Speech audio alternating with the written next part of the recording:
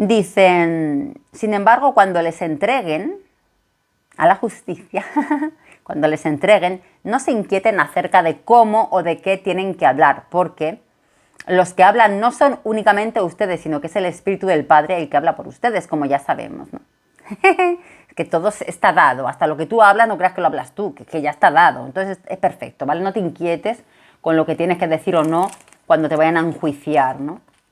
Porque dirás lo justo y lo perfecto y ocurrirá lo justo y lo perfecto, ¿no? Entonces no se inquieten ustedes, ¿no? Estén en paz. Además, el hermano entregará a la muerte al hermano y el padre entregará a muerte a su hijo. Y los hijos se levantarán contra los padres y los harán morir. ¿No es esto lo que hemos visto hace 2 años? Que los padres han envenenado a sus propios hijos y los hijos han puesto a morir a sus propios padres, encerrados. Y ustedes serán objetos de odio de parte de toda la gente por motivo de mi nombre. Mas el que haya aguantado hasta el fin, ese será salvo. Daos cuenta que se ha interpretado esto como que les habla cuando vosotros vayáis a predicar, si vais a un sitio, limpiaos los pies, pero es que Jesús hablaba con mucha retranca y con doble lenguaje. Y cuando ha dicho aquí, en el día del juicio, les será más soportable esa tierra, tal, ya está hablando también del día del juicio. Y todo esto no es aplicable a lo que ha pasado en los días del juicio, sí señores. Entonces aquí no solamente estaba hablando en ese momento, como ellos ven el futuro y todo es presente, estaba hablando para ese momento y para este momento que habla del día del juicio. Entonces todo esto es aplicable también al día del juicio. No solo como se ha interpretado, de que les hablaba a sus discípulos cuando fueran y tal, ¿no? Porque entre sus discípulos los hijos no mataban a los padres, ni los padres a los hijos, ni nada de esto. Esto no pasaba. Entonces, ¿para qué le suelta este rollo? Esto ha pasado ahora. No pasó en ese momento. Por eso lo he subrayado, ¿vale? Dice en otro momento, lo que les digo en la oscuridad, díganlo ustedes en la luz, ¿vale? Entonces, lo que él enseñaba a los muy pocos, porque si todavía ahora esto no se entiende, imaginaos en su época si se entendía algo, ¿no? Es que ni los suyos le entendían nada. Entonces, él hablaba a los que le podían entender algo, los que vivían con él, los que él había escogido, su familia, sus amigos, o los que escogía que pensaba que podían enterarse de algo, ¿no? Pero que aún así terminó bastante decepcionado con el resultado, pero bueno. Entonces dice, lo que yo les digo en la oscuridad, ¿no? Porque Jesús tenía un doble lenguaje público para que se entendiera algo y luego un poco más allá en privado, ¿no? No por esconder nada, sino por el nivel de capacidad de entendimiento de la gente. Como decía, no le echéis perlas a los cerdos, ¿vale? Es esto, no es que se escondiera ni ocultara nada, ¿no? No, pero dice, ustedes díganlo en la luz, ¿no? Porque en su momento, y está hablando, vuelvo a decirlo, de ahora, díganlo en la luz. Lo que yo ahora, hace 2000 años, lo estoy teniendo que decir en la oscuridad. Ustedes díganlo en la luz, porque ya serán otros momentos. No tengan miedo de decirlo en la luz, ¿no? Y no se hagan temerosos de los que matan el cuerpo, pero no pueden matar el alma, sino más bien teman al que puede destruir tanto el alma como el cuerpo en la gehenna, y la gehenna es el infierno, es lo que quema, es lo que carboniza. Entonces, ¿de qué está hablando aquí Jesús? No tengan miedo de los que pueden matar el cuerpo, ¿no? O de los juicios que les puedan hacer, meterles en la cárcel o su cuerpo, ¿no? Sino teman a los que pueden matar el alma, ¿no? Entonces hay algunos que pueden matar el alma, señores, ¿no? ¿Y qué pasa con el alma? Pues que tanto el alma como el cuerpo van a la gehenna. Queda carbonizado. ¿Cuándo ha pasado esto? Si no ahora. Antes no ha pasado esto. Ha pasado ahora, señores. No piensen que vine a poner paz en la tierra, sino vine a poner espada. Porque el hombre se levantará contra su padre y la hija contra su madre. Y la esposa joven contra su suegra. Realmente los enemigos del hombre serán personas de su propia casa. Y habla en futuro. Serán y pasará en su propia casa. En verdad les digo, entre los nacidos de mujer no se ha levantado uno mayor que Juan el Bautista. Y si ustedes quieren aceptarlo, les digo que él es el mismo Elías. el que está, el que tenga oídos que escuche, ¿no? Es decir, aquí está hablando de algo del tema de la reencarnación, ¿vale? En esta época se conocía el tema de la reencarnación, pero la línea tradicional judía lo había negado mucho, porque intentaban ocultar todo conocimiento al ser humano. Entonces, tanto el tema de la reencarnación como el tema de todo esto que se enseñaba en la Orden de Melquisedec, de la astrología y de las verdades, todo tipo de conocimiento y de verdades se habían tapado, ¿no? Pero había una línea que todavía sabía de esto, de la reencarnación, y Jesús habla aquí de reencarnación. Este Bautista, que es tan grande, si lo quieren entender, que sepan que él es el mismo Elías, ¿no? Entonces es una reencarnación de aquella manera, ¿no? Como ya sabemos que es y no es, pero bueno, es así, ¿no? Bueno, y seguimos, dice en otro momento, vengan a mí todos los que se afanan y están cargados, y yo los refrescaré. ¿No? Lo de entregarle al maestro las basanas y las penas y vale, yo soy de genio apacible, decía. En aquel tiempo Jesús pasó por los sembrados de grano en el día del sábado y otra vez ya fueron a por él. Ah, el sábado, está haciendo cosas en sábado, ¿no? Que estaba prohibido, porque el sábado es un día sagrado en el que no se puede hacer nada, ¿no? Para los judíos. Entonces, a Jesús pues se pasaba el sábado por ahí mismo, como todo lo demás, ¿no? Y ya iban a por él a dejarle mal de que si estaba haciendo cosas en sábado, ¿no? Y entonces los suyos también le preguntan, ¿es lícito curar a enfermos en sábado, ¿no? Porque es lo que hizo, algunos de esos milagritos que se suponía que hacía él, ¿no? Y pues ya Jesús les decía que el sábado se había hecho para el hombre y no el hombre para el sábado y esas cosas, ¿no? Entonces dice, simplemente se embelesaron todas las muchedumbres y se pusieron a decir, ¿acaso no será este el hijo de David? Entonces ya las propias personas, aunque le habían negado como el Mesías, le estaban empezando a reconocer como el Mesías, por todo lo que pasaba a su alrededor y cómo hablaba y de qué modo les hablaba, con qué autoridad hablaba y cómo era él más todo lo que ocurría a su alrededor y los milagritos y demás, ¿no? Y que decía, pues yo el sábado hago lo que me da la gana porque el sábado me pertenece a mí, no yo a él. Este tipo de cosas que la gente la dejaba temblando y empezaban a preguntarse, ¿no será este el hijo de David que esperábamos, ¿no? Que no nos lo están diciendo, pero parece ser que sí, ¿no? Entonces él decía, el que no está de parte mía está contra mí y el que no recoge conmigo desparrama.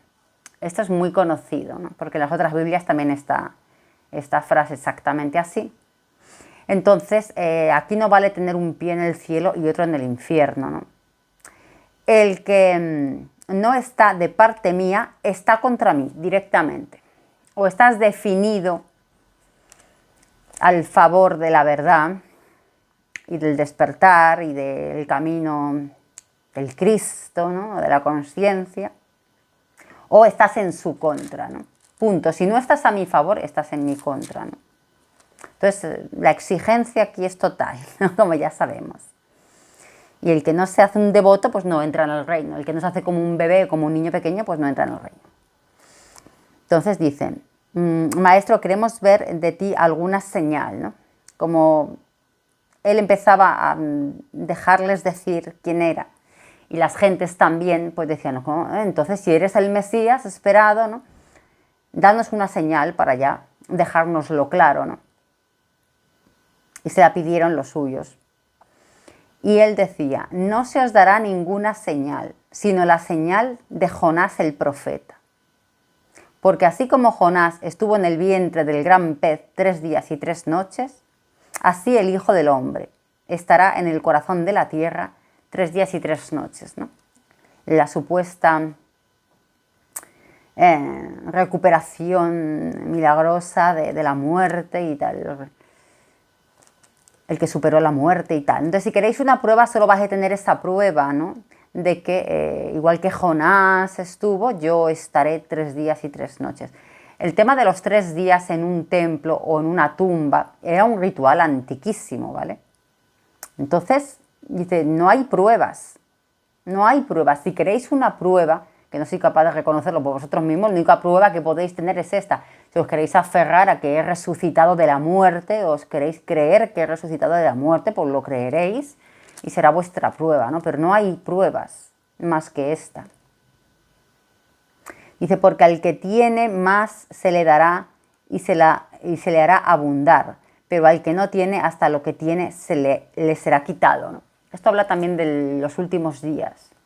Entonces dice, al que ya tiene, se le dará más. Digamos, consciencia, luz, claridad y visión. Información y todo, ¿no? Al que ya tiene, se le dará más. Y al que no tiene, hasta lo poco que tiene, se le quitará, ¿no? Porque aquí las personas tenían todavía una naturaleza pura, una serie de cosas menos basanas, ¿no? Habían sufrido muchas vidas y cual, pero es que ahora les han dado más basanas, a toneladas, ¿no? Entonces, hasta lo que tenían, lo poco que tenían, se les va a quitar también, ¿no? Y es lo que les ha ocurrido a la mayoría. En otra ilustración les dijo, el reino de los cielos ha llegado a ser semejante a un hombre que sembró semilla excelente en su campo. Mientras los hombres dormían, vino el enemigo de él y sembró mala hierba. Entonces, bueno, es muy larga la explicación del cuento y tal, aquí hay muchísimas en Mateo, muchas historias, ¿no?, que contaba Jesús, de explicaciones a la gente. Y decía que como la semilla era buena y la tierra era buena, pero un enemigo vino y sembró cizaña entre medias, pues que le dejaran crecer, ¿no? Que le dieran tiempo a crecer a todo aquello para que pudiera diferenciarse bien entre la buena semilla y la mala que había sembrado su enemigo, ¿no? Dejen que ambos crezcan juntos hasta la siega, denles tiempo, ¿no? Nos han dado 2000 años, denles tiempo para que crezcan juntos hasta la siega. Y diré a los segadores, junten primero la mala hierba y átenla en haces para quemarla. Otra vez vuelve a decir quemar, quemar y quemar. Quemar. Lo primero, coges a la mala hierba y la quemas. No primero coges a la buena. Primero coges la mala y la quemas, ¿no? No es esto lo que ha pasado. Creo que me estáis entendiendo, ¿no? Y entonces pónganse a recoger el trigo en mi granero. Entonces, lo que quede será el trigo, ¿no?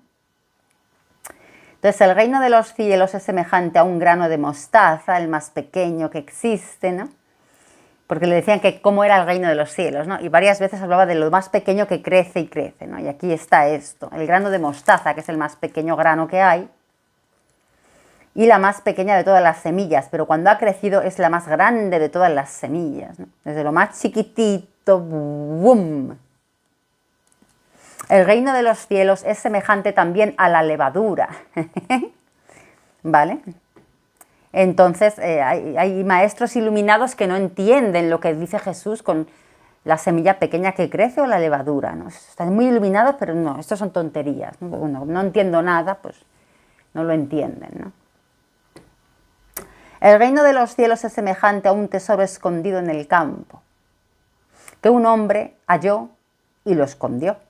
Y por el gozo que tiene, va y vende cuantas cosas tiene para comprar ese campo, ¿no? O sea, he encontrado un tesoro tan grande que lo demás, mira, lo vendo, me da igual y yo me compro este campo porque el tesoro sé que está aquí está el tesoro, ¿no?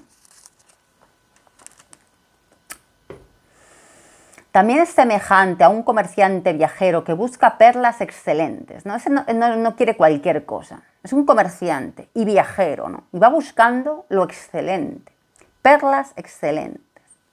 Al hallar una perla de gran valor, se fue prontamente y vendió todo lo que tenía para comprar esa perla.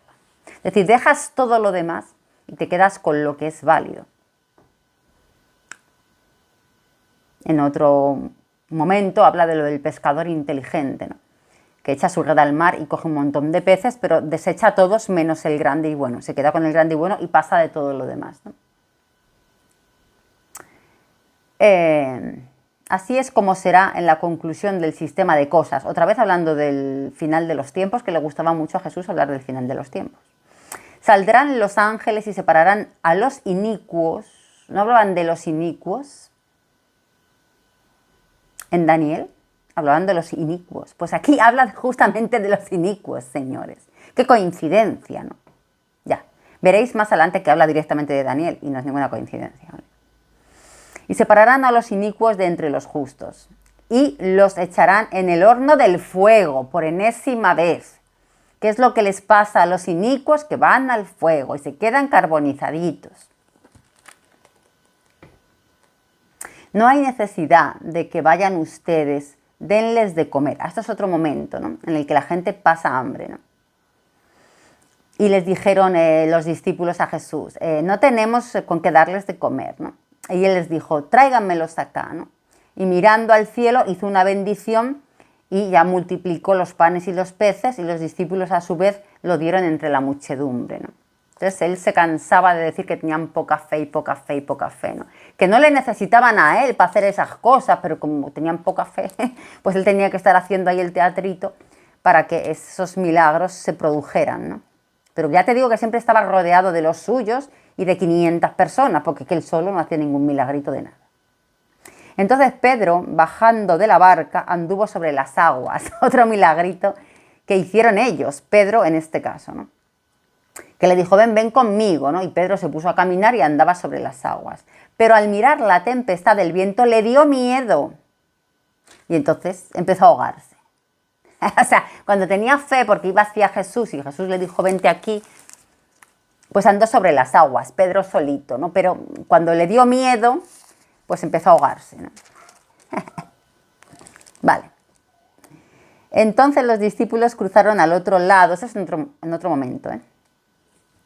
Pero les olvidó llevar consigo los panes y Jesús les dijo, mantengan los ojos abiertos y guárdense de la levadura de los fariseos y de los saduceos, ¿no? Como él les hablaba de la levadura y de lo que va creciendo, ¿no? Pues le decía, cuidado que los fariseos y saduceos también tienen su propia levadura, ¿no? Que también crece mucho, ¿no? Entonces guárdense, no tomen de la levadura de los fariseos y de los saduceos, ¿no?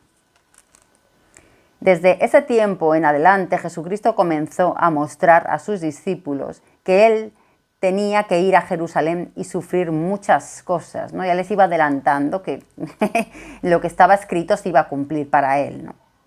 Y cuando fueron hacia la muchedumbre, se les acercó un hombre que se arrodilló ante él y dijo, Señor, ten misericordia de mi hijo, porque es epiléptico y está mal, pues muchas veces cae en el fuego y muchas veces cae en el agua, ¿vale? Con los ataques epilépticos. Y lo traje a tus discípulos, pero ellos no pudieron curarlo. Entonces, ¿qué cosas ya estaba clara que decía Jesús a los demás? Le traje a tus discípulos para que le curaran tus discípulos, pero ellos no pudieron curarlo. Así que ahora te le traigo a ti. Y mirad lo que pasa con Jesús. La respuesta de Jesús dijo, oh generación falsa y falta de fe y aviesa, ¿hasta cuándo tengo que continuar con ustedes para hacer los milagritos? ¿Hasta cuándo tengo que estar aquí yo para que ustedes crean y hagan los milagritos? Es que sin mí no saben hacer los milagritos. ¡Qué falta de fe! Señores, está en la Biblia y nadie quiere entender esto. Más clarito, el agua transparente. Oh generación falsa y falta de fe y aviesa, ¿hasta cuándo tengo que continuar con ustedes? ¿Hasta cuándo tengo que soportarlos? Tráiganmelo acá. Vamos a hacer el milagrito, que ya está aquí Jesucito. Tráiganmelo acá. Es que han sido ustedes incapaces de hacerlo solitos, ¿no? O sea que clarito se lo decía, ¿no? Se lo decía muy claro, pero es que ellos como que no tenían fe, ¿no? Como el Pedro que caminó un poco sobre el agua y luego se ahogaba, ¿no? Porque la fe era poca, ¿no? Después llegaron a Cafarnaún y se acercaron a Pedro los hombres que cobran los impuestos, ¿vale? Los que trabajaban para Roma iban cobrando los impuestos, ¿no? Y entonces Jesús le dice una cosa totalmente absurda, ¿no? Total. Le dice, ve al mar, echa el anzuelo, toma el primer pez que suba y ábrele la boca, y ahí hallarás las monedas de estáter. Entonces dásela, por mí y por ti, a los recaudadores de impuestos, ¿no? Es decir, vete tú a hacer el milagrito, vete tú. Pero como te mando yo, pues te lo vas a creer y vas a hacer el milagrito. Mira, vete al mar, coges un pez, le abres la boca y ahí está el dinero. Hala, vete a pagar los impuestos. Y lo hizo, claro. Verdaderamente les digo, a menos que ustedes se vuelvan y lleguen a ser como niñitos, de ninguna manera entrarán en el reino de los cielos. Otra vez con lo de los niñitos pequeños, ¿no? Y de ninguna manera entrarás si no te vuelves como un niñito pequeño. De ninguna manera entrarás, ¿no? Además, si tu hermano comete un pecado, ve y pon al descubierto su falta entre tú y él a solas primero. Y si te escucha, has ganado a tu hermano. Pero si no escucha, toma contigo a otro, 2 o más, para que por boca de 2 o 3 testigos se establezca todo el asunto. Y si no escucha tampoco de ellos, habla a la congregación. Y si no escucha ni siquiera a la congregación, sea para ti exactamente como hombre de las naciones o como recaudador de impuestos, ¿no? O sea, tú inténtalo hasta la infinidad. Que ya no te quiere escuchar, pues que le den. ¿No es lo que hemos hecho? Sin saber nada y sin seguir los consejos de Jesús. ¿No es lo que hemos hecho? Se lo hemos dicho primero privadamente. Luego otra vez más públicamente. Luego a gritos en las calles públicamente. Y como no escucháis, pues que os den por saco ya. Ya está bien. Vale, al cuerno, ¿no? Pero luego se le acercaron y le preguntaron, entonces, Señor, ¿cuántas veces ha de pecar contra mí mi hermano y yo he de perdonarle? Y Jesús dijo, hasta 77 veces 7, ¿no? Es decir, siempre. Perdonar siempre. Perdonar siempre. Pero antes te ha dicho, cuando hagas todo lo que ya está en tu mano, que le den. Eso no quiere decir que yo tenga un mal sentimiento hacia él, ¿no? El perdonar siempre. Eso es de lo que habla siempre, del perdonar. No del seguir como un gilipollas por el resto de tu vida, ¿no? No, del perdonar de corazón, del perdonar. No guardar rencores y esto, ¿no? Porque hay eunucos que nacieron así de la matriz de su madre. Bueno, aquí le hablan del tema de los eunucos, ¿no? Y él dice esto. Hay eunucos que nacieron así de la matriz de su madre y hay eunucos que fueron hechos eunucos por los hombres, ¿no? Que les cortaban los genitales y tal, ¿no? Sobre todo para cuidar de los harenes y esto se hacía mucho, ¿no? Y en ciertos rituales también orientales se hacía, se entregaban a los dioses, se cortaban los genitales y demás. Y otros para prostitución por su propio nivel de pobreza. Hombres que se cortaban los genitales y se prostituían como prostitutas mujeres, ¿no? Esto se llevaba mucho. Entonces dice, y hay eunucos que asimismo se han hecho eunucos por causa del reino de los cielos. Es decir, como él, que no ejercía, ¿no? Quien pueda hacer lugar para ello, haga lugar para ello, ¿no? Quien sea capaz de hacer eso, hacerse eunuco a sí mismo por el reino de los cielos, que lo haga. Pero el que sea capaz, ¿no? No el que lo pretenda y luego haga otras cosas por detrás porque no lo pretende realmente, ¿no? Sino el que lo haga realmente, el que lo pretenda realmente, que lo haga, ¿no? El que esté para ello. Entonces aquí los curitas ya impusieron cositas que les venía muy bien económicamente a las iglesias para que no tuvieran hijos reconocidos y su dinerito se quedase siempre en la iglesia, ¿no? Pero él hablaba de los verdaderos, los que verdaderamente estén para ello, no los que no estén, ¿no? Porque claro, te centrarás mucho más en una sola cosa en vez de estar a otras. En otro punto le dicen, maestro, ¿qué tengo que hacer de bueno para obtener la vida eterna? Un señor lo que estaba interesado era en no morir, en vivir eternamente, y se acerca a Jesús para preguntárselo, ¿no?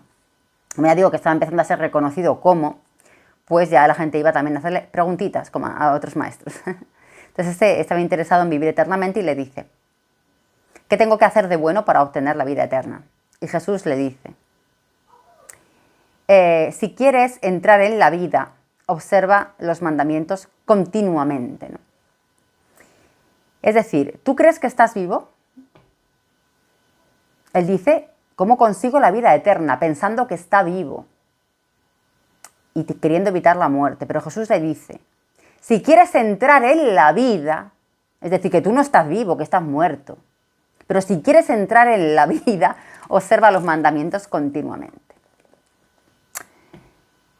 ¿Quién realmente puede ser salvo? Entonces se preguntan los sus discípulos, ¿no? Porque empiezan a decir, dice, uff, ¿y cuántas cosas tengo que hacer? Si cumplir con esto y con esto y con esto y con esto y con esto y con esto, y que yo he cumplido con todo, ¿qué más tengo que cumplir? Le dice el Señor. Y Jesús le dice, pues después de cumplir con todo eso, vende todo tu dinero, todas tus posesiones, dáselo a los pobres y vente conmigo.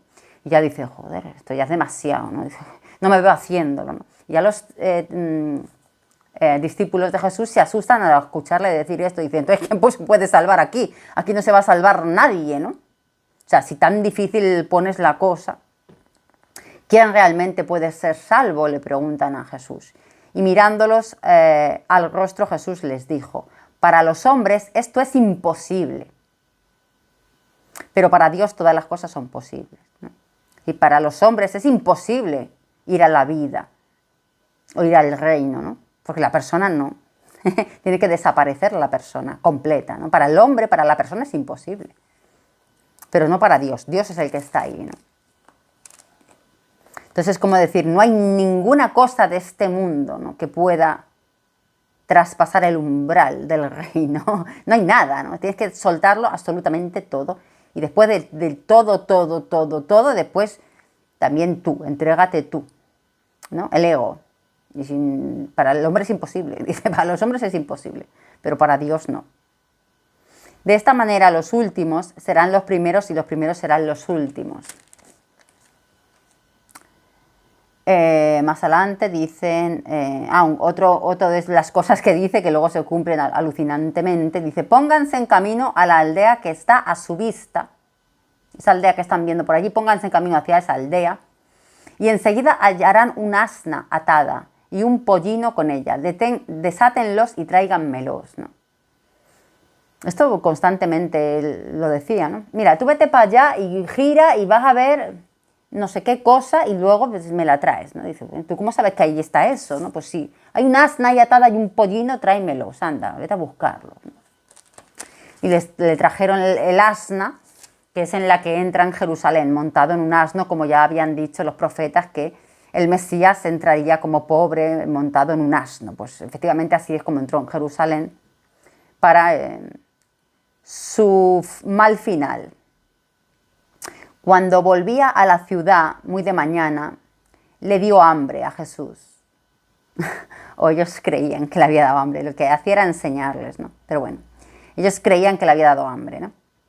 Y entonces alcanzó a ver una higuera junto al camino y fue a ella, pero no halló nada en ella sino hojas solamente secas y le dijo, nunca más venga fruto de ti para siempre. Entonces fijaos, esta frase no está en ninguna Biblia así como en esta. Dijo, nunca más venga fruto de ti para siempre.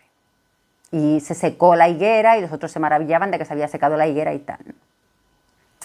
Entonces Jesús maldijo una higuera, no tenía otra cosa que hacer que maldecir una higuera y secar un pobre árbol, ¿no? Vaya gilipollez, ¿no?, más grande, ¿no? Entonces la higuera está representando al pueblo de Jerusalén, a la ciudad de Jerusalén en la que estaban entrando, ¿no? Y que iba a ser maldita por lo que iba a ocurrir con él ahí, ¿no? Entonces la higuera está representando a Jerusalén. Y como no sale fruto bueno de esa higuera, pues que se pudra hasta lo más profundo. Entonces, el pueblo de Dios, pues el pueblo de Satanás. Así que ya fue maldecido por Jesús mismo, porque aquello no daba fruto y el buen fruto que llegó lo crucificaron y lo torturaron, ¿no? No sé si... sí, por aquí otra vez, aquí se pone a ponerles verdes a toda esta gente, ¿no? Cuando llega allí, entonces ya se termina de masacrar a sí mismo, ¿no? Y empieza a ponerles verdes a todos, a los escribas y fariseos, y aquí les echa una charla de 3 páginas insultándoles, ¿no? Diciéndoles las cosas bien claritas, ¿no? Hipócritas, guías ciegos, hipócritas por esto y por lo otro y por lo demás, allá no quiero aburriros, pero es que son aquí 3 páginas de gritos sobre su basura, ¿no?, que les suelta allí en su cara. Y al final Jesús se pone a hablar, después de todo esto, ¿no?, se apartan un poco y les dice, de ningún modo se dejará aquí piedra sobre piedra, que no sea derribada, ¿no? Es decir, esta tierra está maldita. y terminará siendo maldita. Y perderán, y ahora van a perder, señores. ¿Qué creen? ¿Que van a ganar? Ya lo decía aquí Jesús, de ningún modo quedará aquí piedra sobre piedra. Esta higuera se va a secar. Está maldita. Y le preguntan los discípulos, dinos, ¿cuándo serán estas cosas? Como veis, ya están hablando otra vez de los últimos tiempos. ¿Cuándo serán estas cosas? Le preguntan. Y en contestación Jesús les dijo, cuidado que nadie os extravíe, porque muchos vendrán sobre la base de mi nombre. ¿Cuántas iglesias nos han hecho en su nombre, señores? Muchos vendrán sobre la base de mi nombre. Iglesias y montones de iglesias de basura. Entonces los entregarán a la tribulación y los matarán. Y serán objeto de odio por parte de todas las naciones a causa de mi nombre. Esto es lo mismo que hemos leído antes en el vídeo anterior. Dice las mismas palabras. Y ahora, todavía algo más interesante, en el punto 24:15, que ahora lo leeremos. Ya está otra vez diciendo lo mismo. Y ustedes serán objeto de odio por parte de todas las naciones por causa de mi nombre. De todas las naciones, señores, en todas partes del mundo. Ustedes, los que me sigan, serán maldecidos y perseguidos y los matarán. Pero el que haya aguantado hasta el fin, ese será salvo. 24:15 de Mateo. Por lo tanto, cuando alcancen a ver la cosa repugnante que causa desolación, como se habló de ella por medio de Daniel el profeta, señores, ¿estoy delirando yo? De pie en un lugar santo, entonces los que estén en Judea que huyan a las montañas y que las mujeres que estén embarazadas, cuidado con ellas. El que esté sobre la azotea que baje, o sea, que os pongáis las pilas pero bien puestas cuando aparezca esto, ¿no? Ay de las mujeres que estén encinta o que tengan que dar de amamantar en esos días. Ay de ellas, Dios mío. ¿Qué será de estos bebés? Entonces, si alguien les dice, miren, aquí está el Cristo o allá está el Cristo, no lo crean, porque se levantarán falsos cristos y falsos profetas. Porque así como el relámpago sale de las partes orientales y resplandece hasta las partes occidentales, así será la venida del Hijo del Hombre. Por donde quiera que esté el cadáver, allí se reunirán las águilas. Es decir, el que despierte, todos los ojos lo verán, ¿no? O sea, cuando ocurra lo que tenga que ocurrir, lo verán todos, ¿no? Y el que despierte, todos los ojos lo verán. Si se da algún despertar conjunto de muchas personas, pues todos los ojos lo verán, ¿no? O sea, en Oriente, en Occidente o lo que sea, ¿no? Esperemos que ocurra esto como nos gustaría, pero no sabemos en qué sentido se dará esto.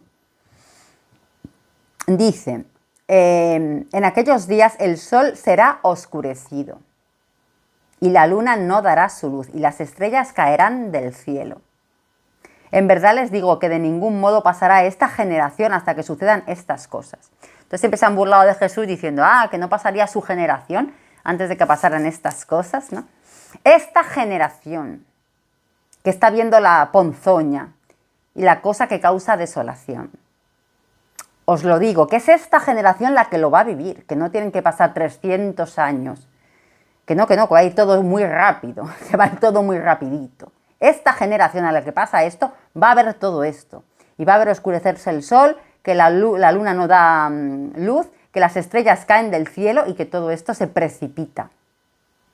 Pero respecto al día y la hora nadie lo sabe, igual que le dicen a Daniel. Cuando pregunta por el día y la hora, dicen, no se dice el día y la hora, porque os tiene que pillar por sorpresa para ver realmente, ¿no? ¿Quién es cada uno? Si sois cizaña o trigo, ¿no?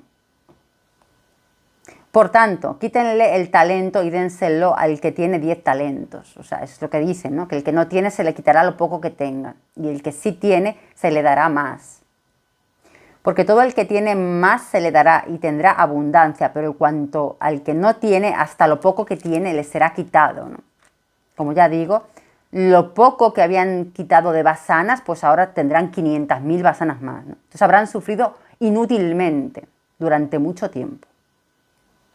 Saben que de aquí a 2 días ocurre la Pascua y el Hijo del Hombre ha de ser entregado para ser fijado en un madero, ¿no? Ya se lo dice, que aquí me quedan 2 días, ¿no? Y ya pasa lo que todos sabemos. Ha sido muy largo y eso que os he contado 2 cosas. Besito. Chao.